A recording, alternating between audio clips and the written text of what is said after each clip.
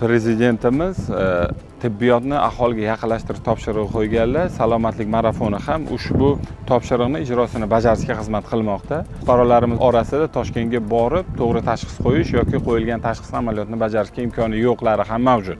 Buning natijasida biz fuqarolarga o'zini uyidan, o'zini hududidan ayrilmagan holatda o'sha jahon standartlariga mos ravishda tibbiy xizmatlar hamda yuqori texnologik amaliyotlarni bajaryapmiz. Ushbu salomatlik marafoni doirasida bizni mutaxassislarimiz ikkiga bo'lib faoliyat olib bormoqda. Birinchi qismi o'sha bemorni birlamchi murojaat qilgan bemorni ko'rish, ko'rikdan o'tkazish, to'g'ri tashxis qo'yishdan iborat. Ikkinchi guruhimizning vazifasi to'g'ri tashxis qo'yilgan bemorlarni yuqori texnologik amaliyotni shu yerni o'zida bajarish vazifasida xizmat ko'rsatmoqda. Hozirgacha 200 dan ortiq bemorlar tibbiy ko'rikdan o'tkazilib, tashxislari aniqlanib, 20 ga yaqin bemorlarda yuqori texnologik amaliyot bajarildi.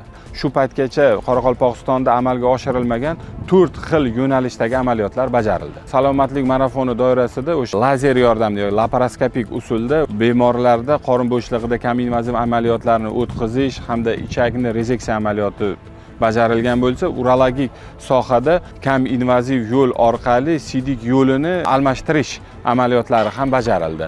Bundan tashqari ortopedik yo'nalishda o'sha bolalarda raxit kasalligidan keyin qolgan asoratlar ko'krak qafasining ichkariga cho'kib qolishini o'sha plastinka yordamida bartaraf qilish hamda bemorlarda bunday noqulaylik yoki jismoniy cheklovlarning oldi olinadi, bemorlar nogironlikdan chiqariladi.